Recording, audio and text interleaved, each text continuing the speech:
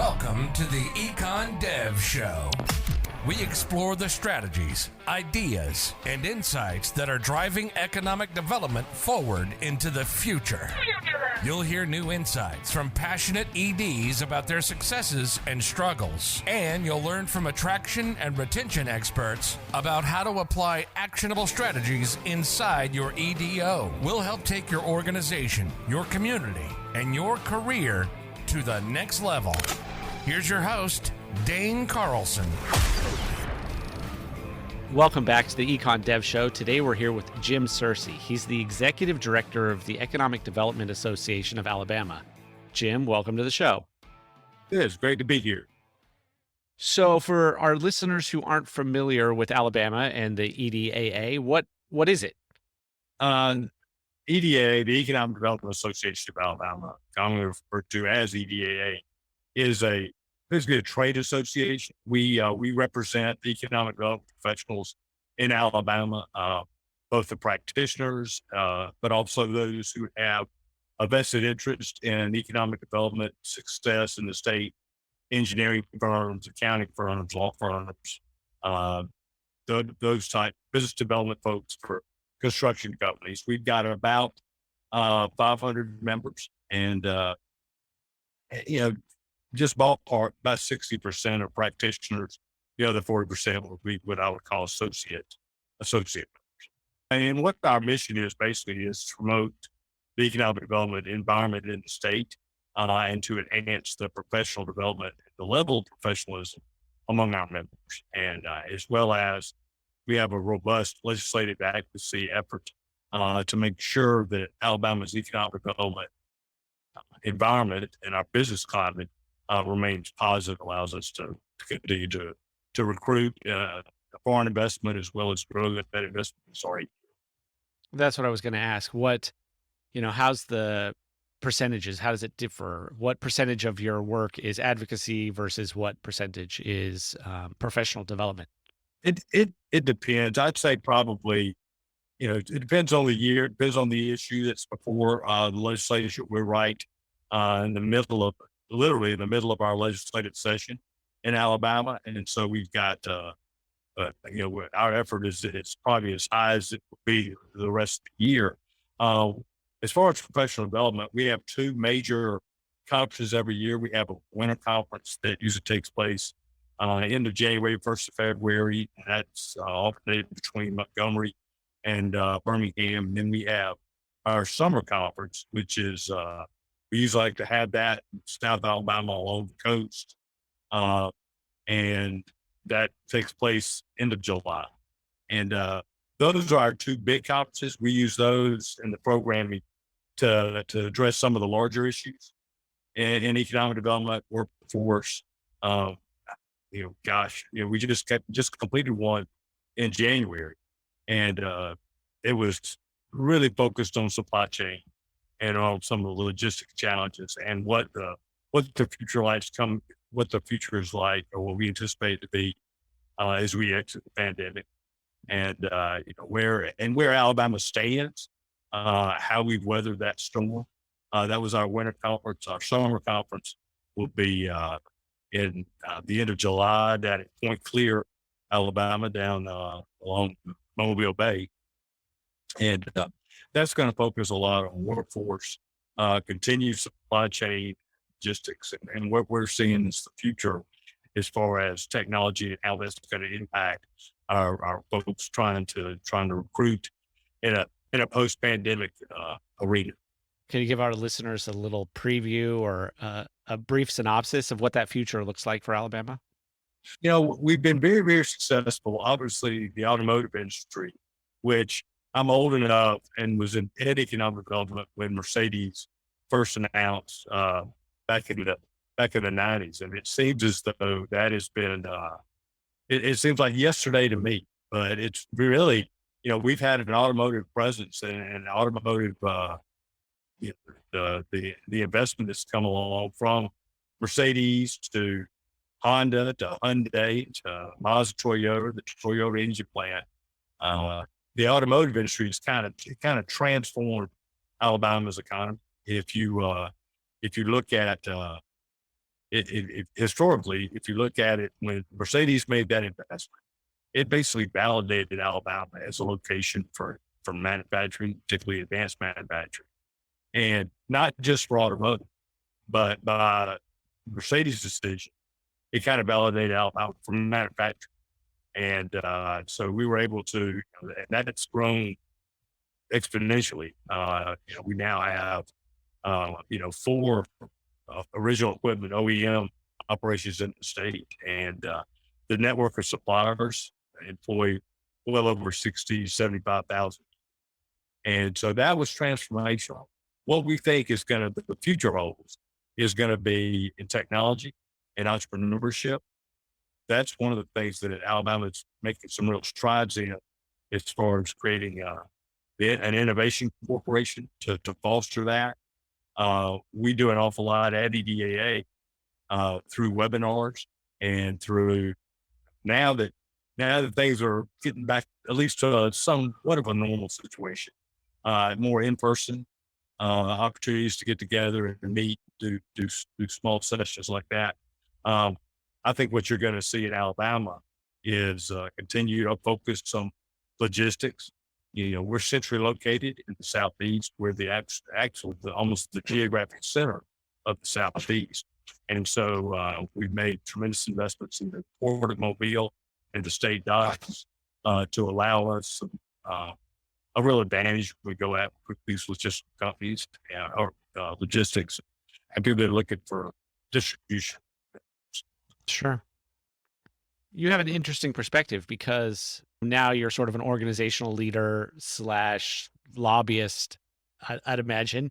But you were an economic developer. Like you said, you were in economic development when Mercedes came to the state. What's your background and how did you end up here running the organization? Sure. Well, I mean, it's mostly economic developers. Sometimes it's a rather circuitous route. When I first graduated from college, I went to work for a private insurance company. We did leasing and mortgage banking. So I was involved with that for 7 years. And this is all pre-internet. This is when my undergraduate degree is in public administration. And so they weren't, I looked at that was the early 80s when I graduated. And so there were a few jobs I was interested in, but at that time, in order to get into state government, you basically filled out a postcard and listed the position you were interested in, and you mailed it in. And then when they opened up or a position became available, they'd contact you by mail. And so I've been working. I hadn't forgotten that I'd even put an application in or asked to be put on the register for a project manager with what was that time the Alabama Development.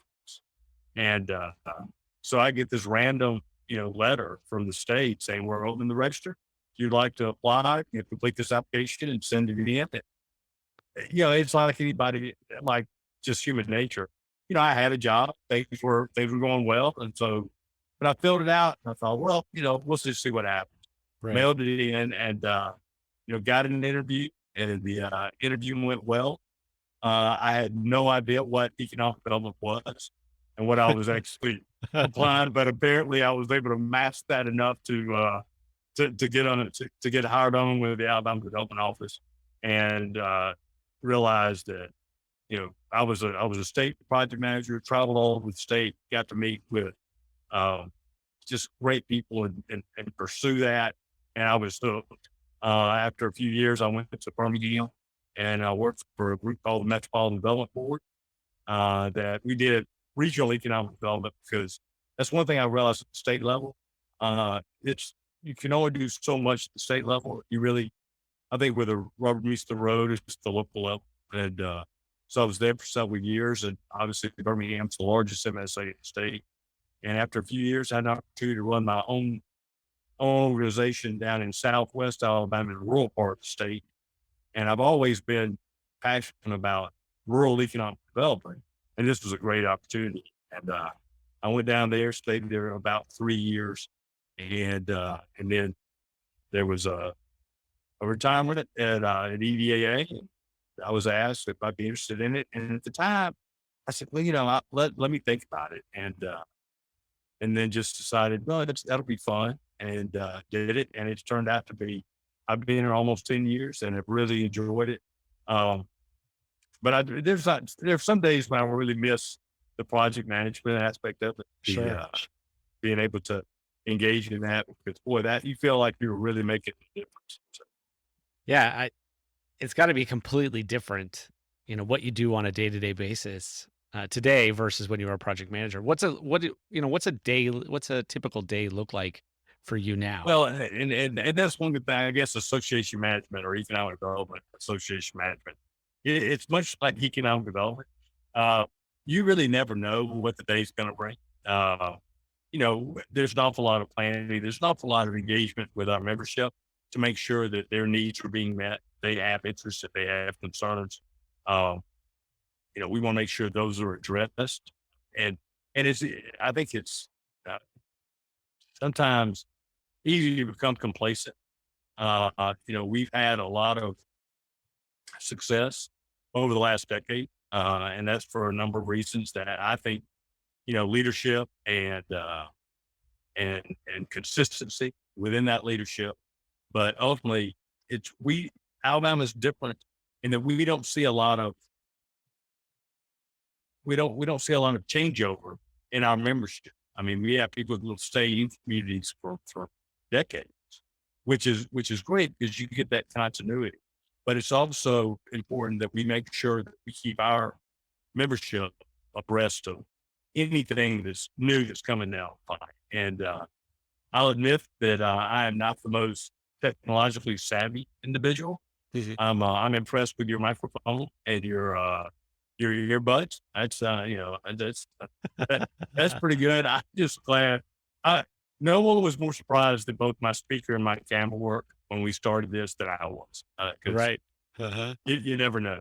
Um, so right now we just concluded our winter conference, and we always issue a survey to kind of try to address what their concerns are, especially for the summer conference and some of our intermediate webinars and lunch and learns in the interim. And so we're starting to identify those programs to start to put together content for our summer conference, which seems like, gosh, here it is, the end of February. That's not until July. But any of your listeners know that, that's not that long a period of time. You've got No, to it's start not. doing No. that. And obviously with the legislature in session, we'll be very, very attentive to what's going on there in terms of our incentives, in terms of the overall business climate in the state and making sure our members are informed. That's really where our strength is in terms of our advocacy and our legislative efforts is that our members, uh, just by the nature of what they do, have excellent relationships with their elected officials, starting at city council and mayor, county commission, but also their state representatives, state senators. So we just want to make sure that our tagline is EDA is the voice of economic development in Alabama. And we want to make sure that's the case. So if there is a concern, we want to make sure we communicate that to our legislators so we can work together collaboratively to make sure that our incentives are effective and they're both cost effective, but also impactful in terms of our efforts. So in a sense, lobbying and legislative affairs kind of flows from the economic developers back to you, and then from you back to the economic developers because of their Right, existing right, relationships with the representatives. Yeah. right. And Okay. I mean, and we are certainly fortunate in Alabama to have a very pro business legislature Yes. and very supportive of economic development. I think, without saying, if you look at some of the larger investments, the automotive industry, but Airbus down in Hmm. Mobile, uh, Boeing and ULA up in North Alabama, gosh, Mazda Toyota, that really happened uh, because of the partnership and because of the support of local officials from city councilmen to mayors, but having uh, a state legislative body that recognizes the value of economic development and what that can mean to the state. And especially when you look at Alabama being rural, um, they also understand that the supplier networks for all of those industries reach into some of our more rural areas. And that's kind of the philosophy that I have, that I think is shared at Greg Canfield with the Alabama Department of Commerce, which is Hmm. the new, well, it's not new, the Alabama Development Office became the Alabama Department of Commerce. But a rising tide raises all ships, because we want to make sure that everybody has an opportunity in Alabama to stay in Alabama and find a good job. So we're we're focused on that. Speaking of jobs and changing direction a little bit, what's the job situation like in Alabama for economic developers? Because I know that one of the big things that state organizations do is promote the local jobs, promote the Sure. economic development jobs across the state. So, what post the Great Resignation and all of that that's impacting industries all over? What's the economic development job situation look like in Alabama? Well, economic development, we're not unique. We are in the um, we're going through that, I guess, that bubble, if you will. We've got a number of people that have been doing economic development for a long time that are approaching, retirement age, or deciding to leave the industry at the end of their career. So we've seen a good bit of opportunities in positions that have become open. Some of them more popular than others. I think when you start looking at opportunities to move within the state, that's one of the things we focused on, is trying to keep a pipeline full. We run EDA as an internship program where we expose, 5 interns a summer, and kind of give them an immersion. I guess the best way would be an immersive experience in economic development, and with the hopes that they'll decide to stay in Alabama and gain their experience here, and then seek out opportunities throughout Alabama, kind of fill that pipeline, if you will. Mhm. Uh, and we've seen a good bit of folks, or positions filled from folks outside the state, which I think is also healthy. I think it gives us a different perspective. We've got some of our larger MSAs that have had a change in leadership, and they were not from Alabama. And I think it's been pretty refreshing to have that. But I'd say over the next 5 years, you're going to see a lot of opportunities to engage in economic development in Alabama. And it is a great place to work, because I like, the best way to characterize it, everybody's pulling in the same direction on the wagon. Uh, Not to say that we don't have spirited debates. We don't have different, sometimes folks have a little bit different philosophy, but at the end of the day, we recognize the importance of it. We recognize that the economic developer is going to play the most pivotal role in moving the state forward. I always laugh. I always tell them that you're not going to be the person on the stage. You're not going to be the person behind the podium. You're going to be the person at the back of the tent, who's just really glad you got all the chairs set up and all the gold shovels are lined up out for the groundbreaking. But you know what you did, and the people that are important in your communities know what you did. They know what your contribution. So true. Absolutely, that is the case. Yeah. I think some of us get into this industry thinking that we're going to be the ones on the podium. We're going to be the ones with the gold shovel and the fancy hard hat. But no, that's never the case. We're always That's worried where about, yeah. Uh-huh. the best advice, or I guess the best advice I ever got, was from a guy who, gosh, was an economic developer for 40 years. And he said, if you want a position that puts you in the spotlight, that makes you front and center, you don't need to go to an economic development.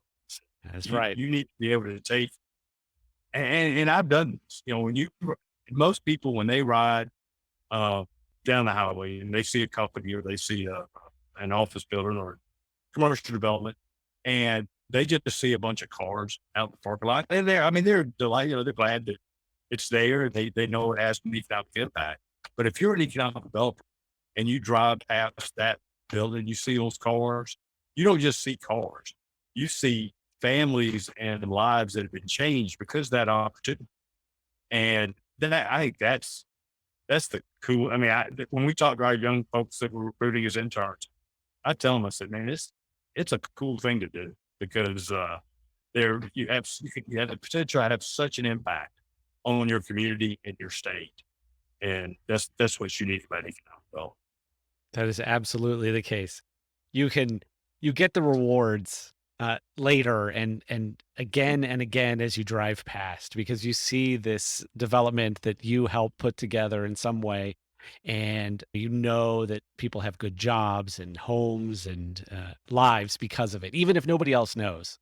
But Yeah, that, that's right. You got to be able. You got to be self aware enough to realize you play a role in that. And also, I think too, because I do think one of the things that I've seen just over my career, both sneaking out cover and in the association, is you've got to have that kind of personality that, hey, you got to have a certain amount of ego. You got to have a personality to go out and be bold enough to sell your community. At the same time, you have got to be willing to recognize your need to collaborate. You can't know everything.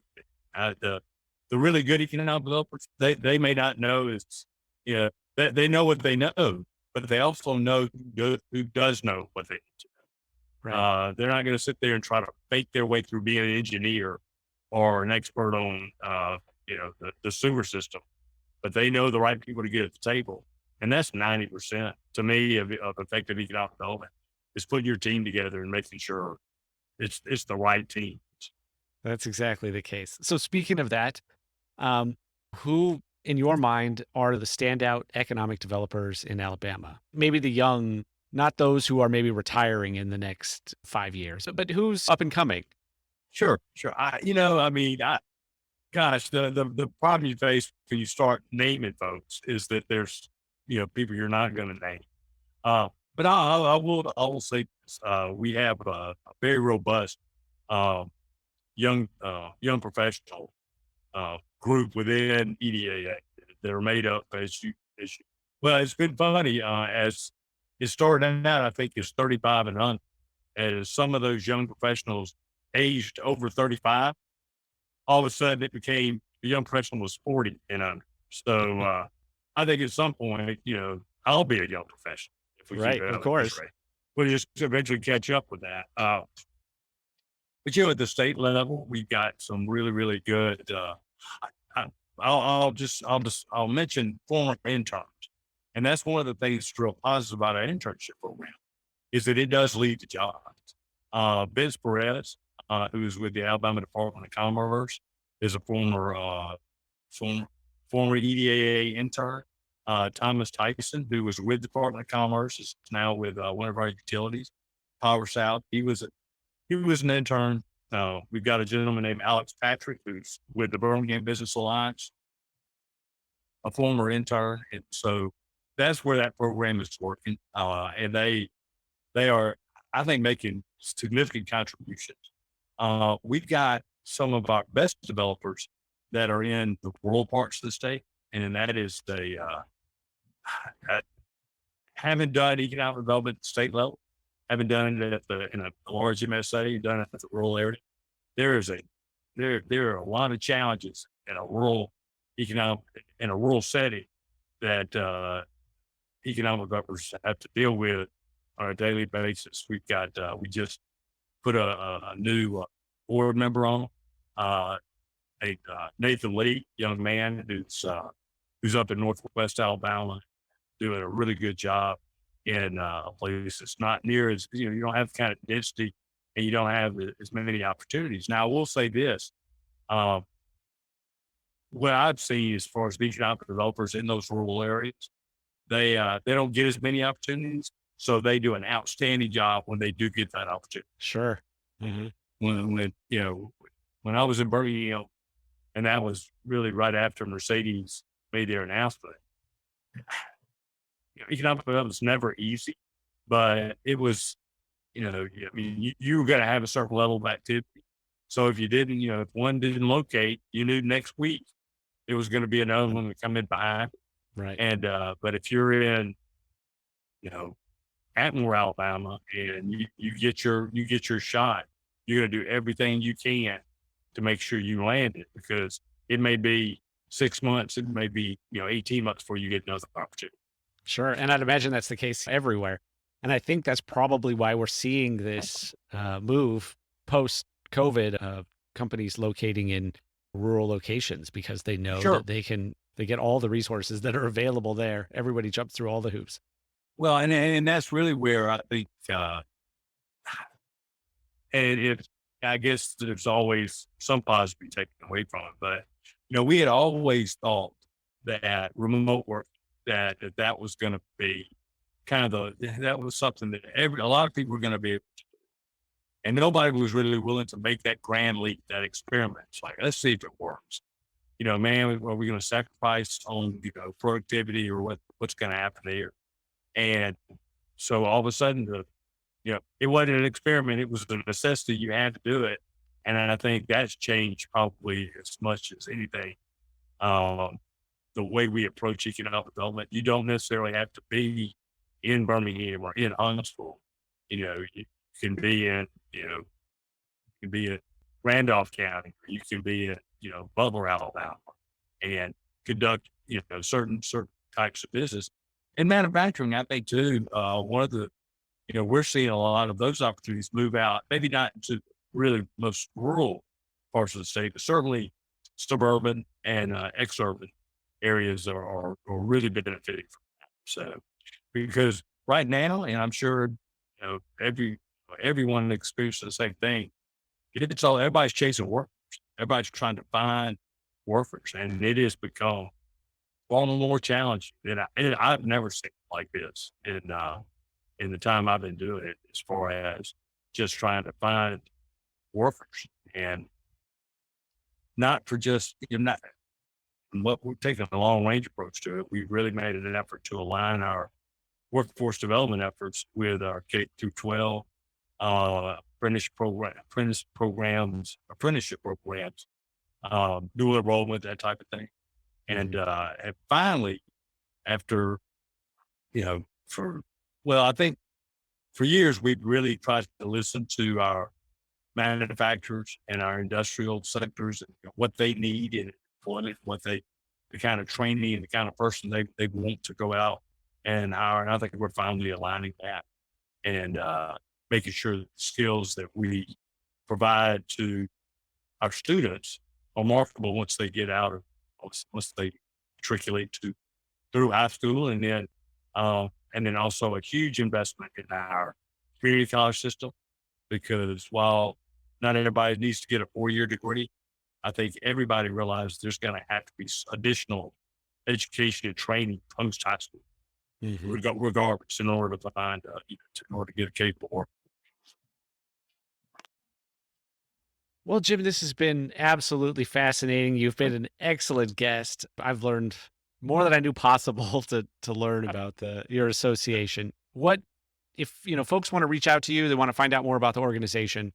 What's the website and how do they reach you? It's your best bet. It's really, really simple. It's www.edaa.org. And click on that, and it'll tell you all about EDA. It'll give you an opportunity to join EDAA, but there's an awful lot of stuff on the front end of the webpage that I think people will find interesting. Excellent, Jim. It's been great talking to you today. Thank you so much. Man, thank you. I enjoy the opportunity. Hope everything goes well. Look forward to hearing this. Thank you. You bet. You've been listening to the Econ Dev Show with Dane Carlson. If you're an economic developer who never stops learning, for more expert strategies, fresh insights, and new ideas to take your career, organization, and your community to the next level, visit us on the web at econdevshow.com.